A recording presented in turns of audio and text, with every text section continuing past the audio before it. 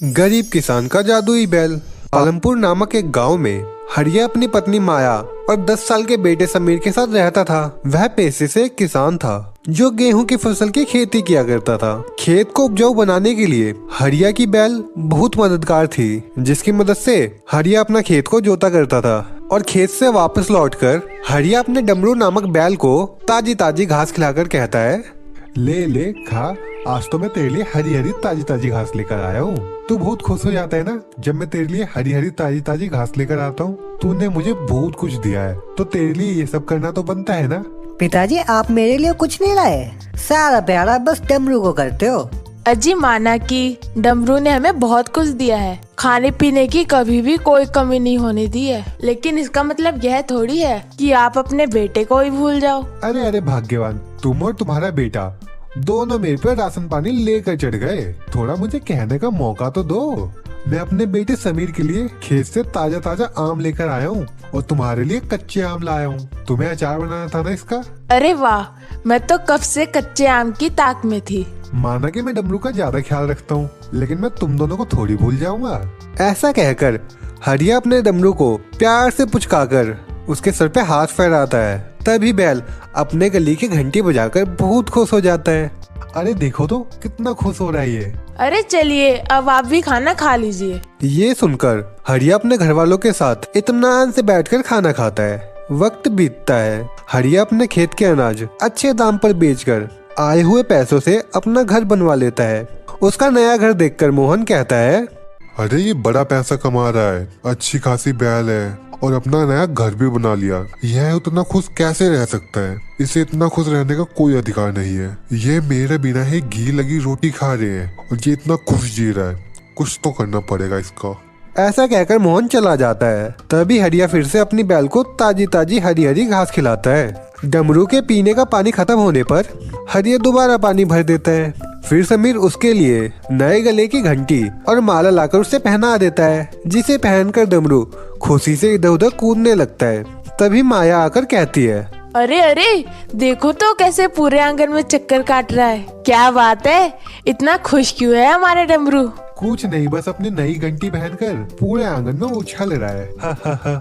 अगले दिन मोहन उसके पास आकर अपने खेत के लिए डमरू को मांगता है, मगर खेत जोतने के लिए हरिया उसे इंतजार करने को कहता है। यह बात मोहन बर्दाश्त नहीं कर पाता। वह मन ही मन कहता है, तूने मुझे मना किया ना हरिया, बहुत घमंड है ना तुझे अपने खेत और इस बैल पर। आज तेरे पास जो कुछ है वो सब इस बैल की बदौलत है, इसलिए अब ना रहेगा बाज ना बजेगी बांसुरी। हा हा हा। ठीक है, कोई बात नहीं, तू कर ले पहले। यह कहकर हरिया अपने खेत में जाकर डमरू की सहायता से खेत जोतता है। शाम को जब डमरू आंगन में अकेला चारा खा रहा होता है, तभी मोहन उसके चारे में जहर मिला देता है और कहता है, हा हा हा। हरिया, अब नहीं रहेगा तेरे जीने का कोई भी जरिया। अगली सुबह माया और समीर आते हैं और डमरू को इस हालत में देखकर उनके होश उड़ जाते हैं। डमरू के मुंह से झाग निकलता हुआ देखकर वो एकदम से चिल्ला पड़ते हैं, हरिया जी जल्दी आइए, देखिए हमारे डमरू को क्या हो गया। डमरू डमरू, तुझे क्या हुआ? तू कुछ बोल क्यों नहीं रहे? डमरू बोलना कुछ। क्या हुआ? तुम दोनों को इतना चीख क्यों रहे हो? डमरू, यह मेरे डमरू को क्या हो गया है? हे भगवान, डमरू हमें छोड़कर चला गया। कितना प्यार करता था ये हमसे और हम इससे। इसकी वजह से तो यह सब था मेरे पास। अब मेरे परिवार का क्या होगा?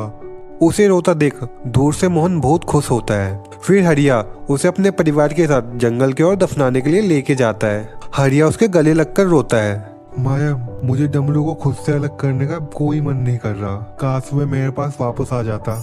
वो रो ही रहा होता है, तभी वहाँ पर एक परी आकर कहती है, हरिया हरिया, तुम्हें और रोने की जरूरत नहीं है। तुम बहुत ही नेक दिल इंसान हो जो अपने पशुओं से भी बहुत प्यार करता है। मैं इस जंगल की परी हूँ, इसीलिए मैं तुम्हारे डमरू को फिर से ठीक कर रही हूँ। साथ ही मैं इसे जादुई बना रही हूँ। जब भी तुम किसी मुसीबत में होगे, यह बैल तुम्हें सोने के सिक्के प्रदान करेगा और तुम्हें कभी भी किसी भी तरह की हानि नहीं पहुँचाएगा। ऐसा कहकर परी अपनी छड़ी घुमाकर डमरू को एक जादुई बैल बना देती है, जिसके बाद वह सब बहुत खुश हो जाते हैं। शुक्रिया परी, शुक्रिया। मैं तुम्हारा कैसे धन्यवाद करूं, मुझे समझ ही नहीं आ रहा। तुमने मुझे मेरे जीवन की बहुत बड़ी खुशी दी है। मैं और मेरा परिवार तुम्हारा बहुत बहुत धन्यवाद करते हैं। तुम इसके हकदार हो हरिया। फिर परी वहाँ से चली जाती है और वो सब डमरू को लेकर घर आने लगते हैं। तभी वे रास्ते में देखते हैं एक बूढ़ा व्यक्ति अपनी बीमार पत्नी को लेकर रो रहा होता है। अरे बाबा, आप रो क्यों रहे हो? क्या हुआ अम्मा को? बेटा पता नहीं, सुबह अचानक से बेहोश हो गया और इतना पानी डाल रहा हूँ फिर भी ये होश ही में नहीं आ रही है। और मेरे पे इतने पैसे हैं नहीं कि मैं इसे हॉस्पिटल लेके जाऊँ। अब तो समझ ही नहीं आ रहा मैं क्या करूँ। मैं बहुत ज्यादा परेशान हो गया हूँ। आपकी पत्नी को कुछ नहीं हुआ बाबा, हम आपको पैसे देंगे। हे जादू डमरू, हमें कुछ पैसे प्रदान करो ताकि हम इसकी मदद कर सके। माया के ये कहते ही बैल एक तेज रोशनी के साथ अपने मुंह से सोने के सिक्के उगलने लगता है, जिसे इकट्ठा कर कर माया उन बूढ़े बाबा को दे देती है और कहती है, बाबा पैसे ले लीजिए, अम्मा बिल्कुल ठीक हो जाएंगी, आप फिक्र मत कीजिए, हम इन्हें हॉस्पिटल लेके चलते हैं। ऐसा कहकर उस किसान का परिवार उस बूढ़े बाबा की मदद करता है और उनकी पत्नी को हॉस्पिटल लेके जाता है, जहां उनकी पत्नी स्वस्थ हो जाती है। वो बूढ़ा बाबा उनका शुक्रिया अदा करता है। सब अच्छा गुजर रहा था। अचानक हरिया के अनाज कोई भी ले ही नहीं रहा था, जिसके कारण उसके घर में खाने के लिए कोई राशन नहीं था। इस बात से हरिया बहुत चिंतित था। अब क्या होगा, हम क्या खाएंगे? मेरा तो व्यापार चल ही नहीं रहा। पिताजी, उस परी ने डमरू को जादुई बना दिया है, वह हमारी सहायता कर सकता है। मैं उसके पास जाता हूँ। समीर जादुई बैल के पास पहुंचकर प्रार्थना करता है, जिस कारण वह अपने मुंह से ढेर सारे सोने के सिक्के देता है और गले की घंटी बजती है। तभी हरिया कहता है, अरे मैं तो भूल ही गया था कि मेरा डमरू अब जादुई डमरू है। शुक्रिया डमरू, तुम मेरी पहले भी मदद करते थे और आज भी। अब इन सोने के सिक्कों को बेचकर मैं अपने घर का राशन लाऊंगा। यह लो, तुम भी ताजी घास खाओ। ऐसा कहकर हरिया सोने के सिक्कों को बेचने लेके जाता है और उसे बेचकर अपने घर के लिए राशन लेके आ जाता है और वो खुशी खुशी फिर से डमरू के साथ खेत जोतने चले जाता है। हरिया को इतना खुश देखकर मोहन के दिल में आग लग जाती है और वो कहता है, अरे मैं तो इसके डमरू को मार दिया था, तो ये फिर वापस कैसे आया? कोई बात नहीं, मैं दोबारा मार डालूंगा इसे आज। यह बोलकर मोहन फिर से डमरू को मारने जाता है तो डमरू की आंखें लाल हो जाती है और वह अपने लंबे से सींग से उसे मारने के लिए दौड़ाने लगता है। यह सब हरिया देखकर कहता है, अरे अरे डमरू, क्यों मार रहे हो उसे? छोड़ो उसे, डमरू उसे छोड़ दो, क्यों मार रहे हो बेचारे को?